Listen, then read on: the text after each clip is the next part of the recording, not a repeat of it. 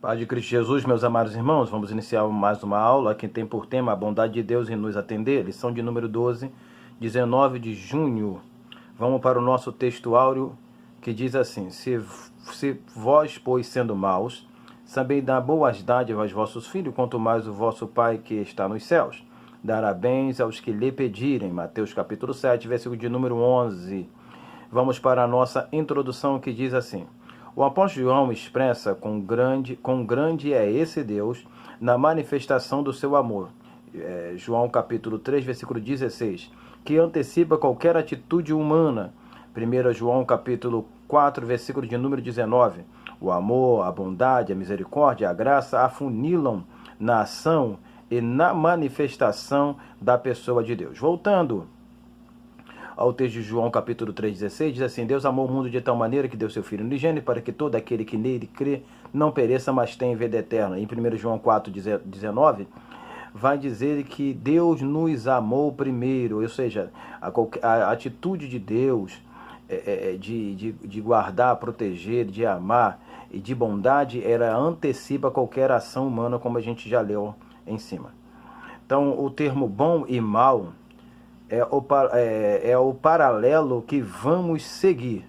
Nós vamos comentar aqui, ou conversar entre esses dois paralelos, bom e mal. Devemos observar que o termo bondade, sua bondade dura para sempre. Salmo de número 100, versículo 5, 105. Porque o Senhor é bom. Salmo de número 136, versículo 1. E sua benignidade é para sempre. Nós vamos, mais para frente, tentar falar sobre isso. E até mesmo ver se dentro do tempo podemos falar um pouquinho sobre uma apresentação referente à misericórdia. Mas, pois bem, correndo aqui no nosso assunto, vamos para o nosso primeiro ponto, que vamos falar sobre o mal no homem, ou seja, a manifestação do mal no homem. Ou seja, o homem é mau, porque, por exemplo, a gente leu aqui, se vós, pois, sendo maus, os homens são maus, os homens não são bons. Quem é bom é simplesmente Deus. Então, como texto base, eu coloquei aqui Mateus capítulo 15, versículo 19, porque do coração procede os maus pensamentos, e é através dos maus pensamentos que vão vir outros males que vão arruinar, destruir e afastar o homem da perfeita e agradável vontade de Deus. Significado do termo mal. Em grego é poneria, que significa depravação, maldade, iniquidade, impiedade, e assim por diante. O substantivo de poneros tem um termo grego que a gente vai encontrar, que é o espírito de poneros. Quando você vê o espírito mal, é espírito de poneros. Então é pneuma poneros, ou poneros pneuma, que é espírito maus. Então, o substantivo poneros, mal, maldoso, má natureza, perversidade, são coisas que estão têm relatividade com o termo mal, que é o termo poneros. Perversidade. No sentido moral, a gente tem as referências, Mateus capítulo 22, 18, Lucas 11, 39, Romanos 1, 29, 1 Coríntios 5, 3, claro que você tem que dar uma olhada no versículo 1 do capítulo 5 de 1 Coríntios, e Efésios 6, 12, que vai falar dos espíritos mal que habitam nas regiões celestiais. A maldade se relaciona com os outros elementos destrutivos e prejudiciais que vão dar legalidade à sua ilegalidade, injustiça, má ação e transgressão. Ou seja, o mal ou a maldade, ela vai se relacionar com outras coisas. A maldade está sempre envolvida com outros elementos nocivos, danosos, prejudiciais, que vão acarretar outros tipos de transgressões, com outros nomes, podemos dizer assim, outros tipos de problemas que vão acarretar na vida do homem. Mas simplesmente pode ser resumido como maldade, como Jesus falou: os homens são maus. Também o mal como infringindo calamidade e aflição, que isso aqui está tudo, me baseei exclusivamente dentro de apresentar hoje, neste comentário, o significado das palavras que aparecem no texto da lição, exclusivamente no texto áureo que aparece o termo mal e bom. Então, exclusivamente eu estou trabalhando sobre isso, por isso que nós vamos adiantar um pouquinho a nossa fala, porque nós vamos ler bastante. Exemplo de mal: adiquia, injustiça, cacós, mau caráter. Então, adiquia, porque diquia significa justiça, adiquia significa injustiça. Então, uma pessoa que é má, ela automaticamente ela não vai ser justa, mas ela vai ser injusta. Então, ela vai praticar adiquia, que é o termo no grego. Sempre vou apresentar o termo no grego e o termo no português, tá? Para que você venha entender. Então, cacós, mau caráter. Anaxiós, indigno, ou seja, uma pessoa que é mau, ele não é digna, ele é indigno. Atesmós, que é um criminoso. Cacopóios, que é um malfeitor. Fazer o mal, ofender, ferir, provocar danos. Aí a gente tem, por exemplo, Marcos capítulo 3, versículo 4 e Lucas 6, 9, como referência para dar apoio. Seguindo, quando o homem comeu da árvore do bem e do mal, Gênesis capítulo 2, versículo 17, vai ter ali a proibição de Deus para o homem não comer. Só o mal parece ter tido maior eficácia.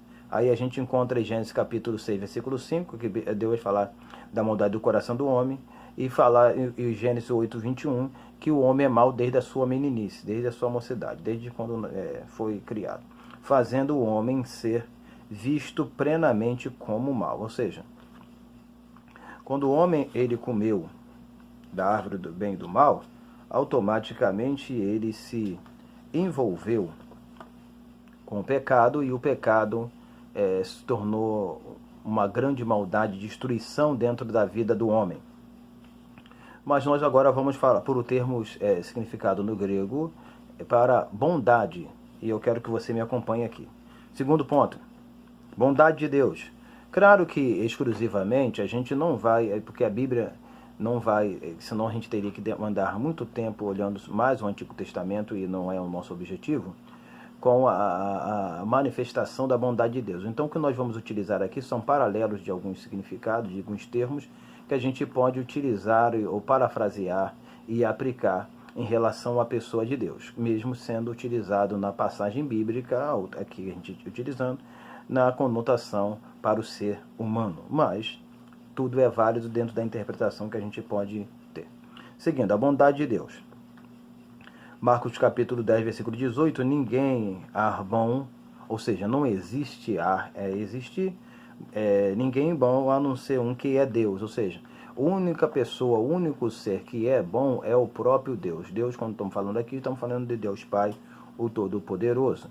Então, devemos considerar que na passagem as palavras boa e bens vêm do termo grego agathá, ou agathos, tá? Aí vai ter, dependendo da inclinação e assim por diante.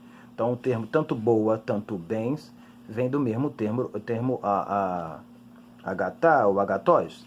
Claro que, evidentemente, você tem que entender o seguinte, que o bens aqui, ele está sempre relacionado a aquilo que as pessoas possuem. E é o que os textos que nós vamos apresentar agora. Bens pode ser acúmulo de riqueza, Lucas capítulo 12, versículo 18 e 19, que pode ser compartilhado por um bom coração, Atos capítulo 2, versículo 45, para socorrer o necessitado, ou os necessitados, Mateus capítulo 25, versículo 35 a 45, mas tem um intervalo do 41 e assim ao 45. Alguns serão privilegiados e colocados em destaque, Mateus capítulo de número 24, versículo 47. Em Lucas 6,30 diz que se alguém pedir o que é teu, literalmente as tuas coisas ou possessões. Se alguém pedir o que é teu, é literalmente as tuas coisas e possessões. O termo teu ali, dote, significa suas coisas e possessões. Então, são os bens daquela pessoa. Então, assim, por exemplo, deixa eu só voltar aqui e parafrasear logo, antes que você esqueça. Quando eu falei que eu utilizaria algumas passagens com significado de e aplicaria a Deus, essa passagem aqui é como, por exemplo, a gente aplicar quando o cristão ele ora e clama e pede a Deus por qualquer bênção, e como o texto de Mateus capítulo 7, 11 vai apresentar que Deus sempre vai dar coisa boa. A gente pede e Deus nos dá. Então, Deus vai sempre nos presentear com aquilo que nós precisamos dentro daquilo que nós pedimos também. Então, são coisas e posses e possessões. Vamos para o termo agathos. Significa a palavra no grego. Descreve aquilo que, sendo bom em caráter ou constituição, ou seja, é benéfico em seu efeito. Em sentido moral, frequentemente descreve pessoa ou coisas. Então, o termo agathos, ele expressa pessoas ou coisas. Árvore boa, árvore má, e assim por diante. Pessoa boa, pessoa má. Mateus capítulo 17, capítulo 7, versículo 17. Mateus 20, 15. Mateus 25, 21. Bom é literalmente algo que é moralmente honesto. Então, por exemplo, quando a Bíblia fala que Deus é bom, que Deus é moralmente honesto. Deus não age com desonestidade. Pessoa que é má, ele age com desonestidade. É um paralelo e que são paradoxal. Tanto de palavra mal e tanto da palavra bom. Palavra mal e bom são paralelas, mas são paradoxais. São sinônimo de contraste. Paralelismo de contraste, não posso dizer assim.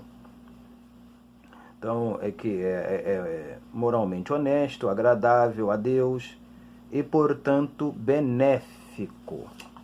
Portanto, é algo benéfico. Ou seja, a bondade de Deus sempre vai se manifestar em nossas vidas como algo benéfico. A bondade, quando o homem age ou se comporta de uma forma boa, também vai ser algo benéfico. Bondade nunca é ruim, sempre é bom. Kalos, denota aqui que é intrinsecamente bom e, portanto, belo, agradável, bonito, aquilo que é bem ajustado às suas circunstâncias ou fins, ou seja, segue um parâmetro, segue uma regra, segue um jeito. Por exemplo, o termo anomós, que significa iniquidade ou sem lei, está incutido, imbuído dentro do significado de um homem mau, porque um homem que ele é anomós, ele não tem lei, ele não vai praticar o bem, mas vai praticar o mal. Então, quando a gente fala aqui que está dentro do ajustado às suas circunstâncias ou fins, é porque o cara que é bom, ele é kalos, ele é justo, ele vai praticar justiça ainda, ele vai ser bom ainda, vai melhorar e aperfeiçoar, que é o caso de Deus, no sentido que Deus, ele está sempre ajustado com a sua perfeita vontade. A bondade de Deus não é uma bondade temporal, mas é uma bondade plena e absoluta, que alcança os corações contritos e quebrantados, que buscam a sua presença, confere sabedoria e temor. Então vamos lá. O cristão deve zelar com o que é honesto.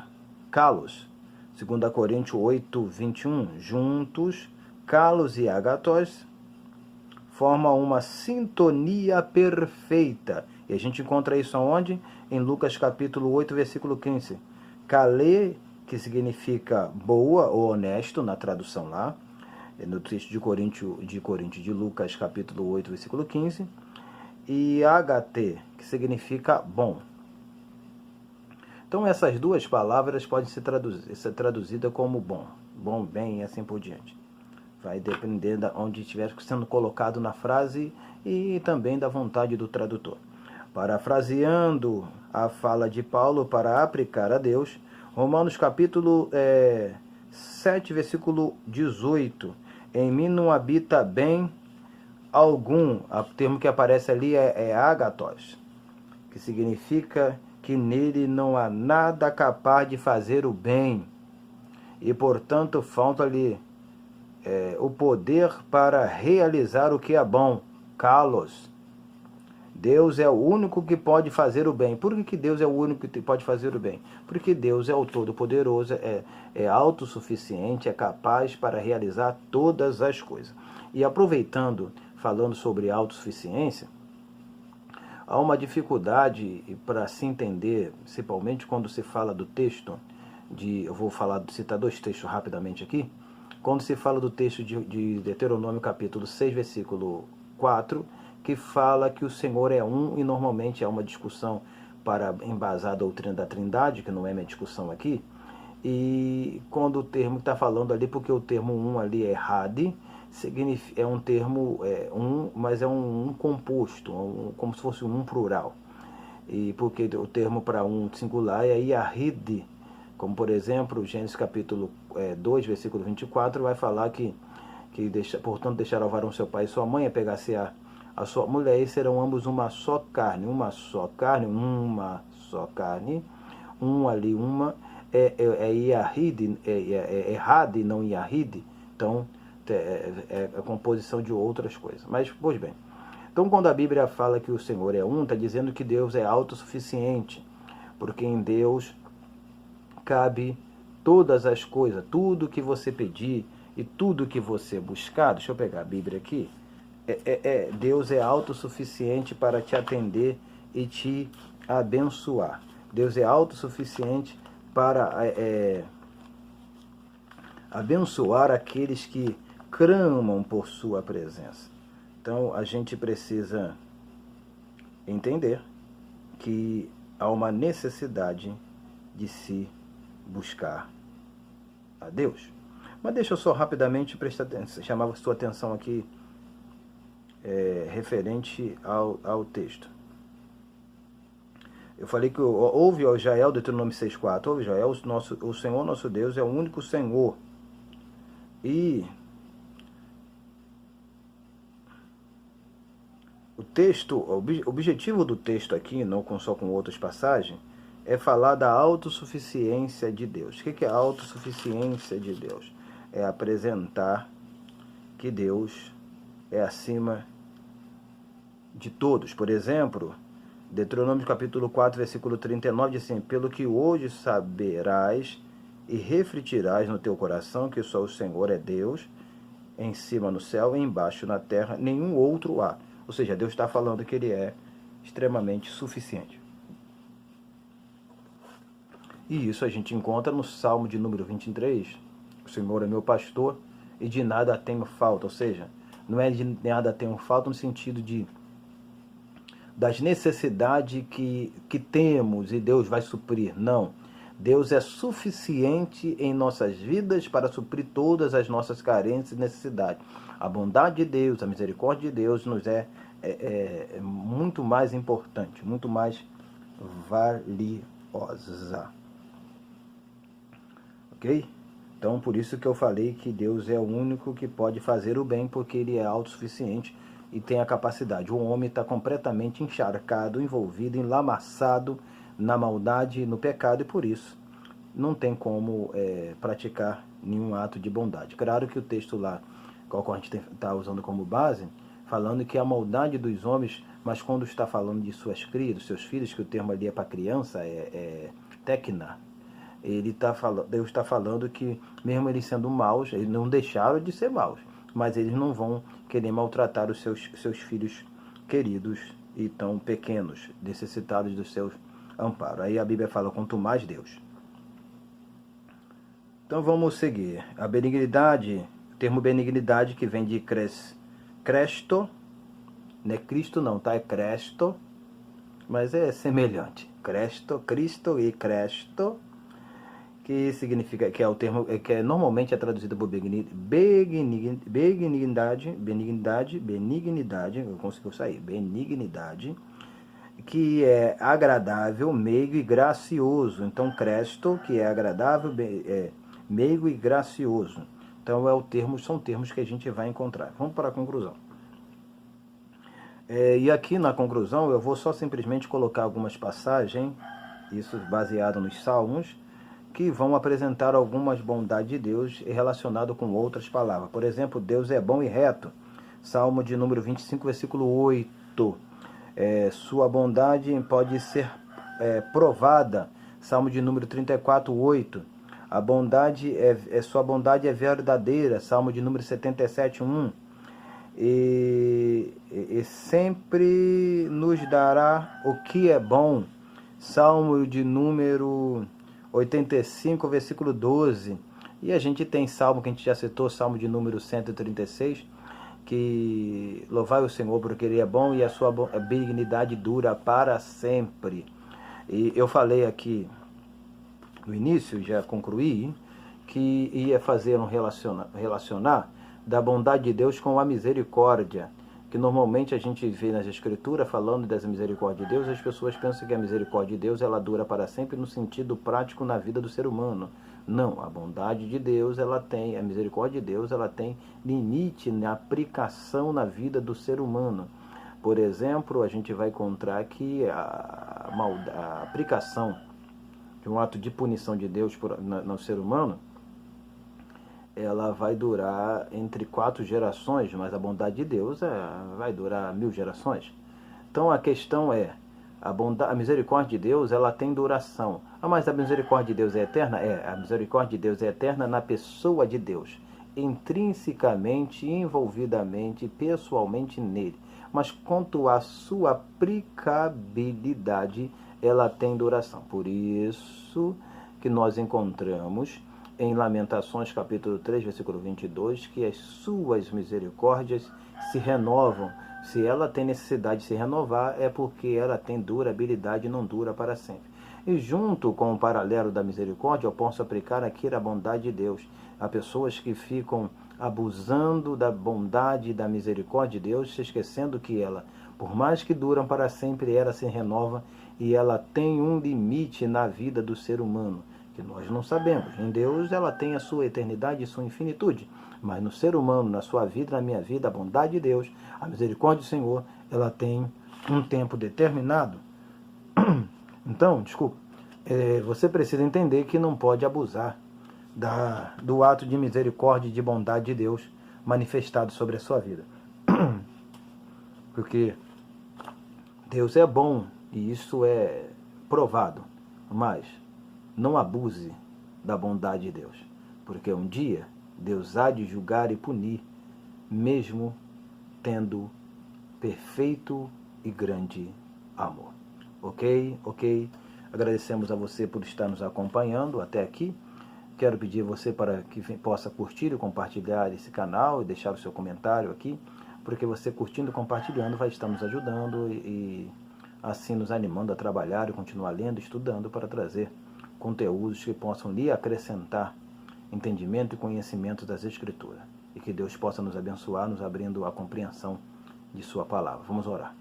Senhor Deus, muito obrigado por tudo. Abra-nos entendimento e a compreensão. Peço, Senhor, que nos permita uma aula agradável e confortável, com entendimento e o esclarecimento do Teu Espírito, dando sabedoria aos Teus servos que estarão não só vendo esse vídeo, mas aplicando alguma coisa que foi falado aqui e dentro daquilo que o Espírito do Senhor lhes esclarecerem. E que, em nome de Jesus, a escola dominical dos Teus servos, tanto a minha, possa ser uma bênção e que a presença do Senhor possa estar manifestado, nos dando sabedoria em nossos corações. Muito obrigado. Meus amados, que Deus nos abençoe. Tenha um excelente domingo e uma excelente escola dominical. Na paz do Senhor Jesus Cristo. Amém e amém.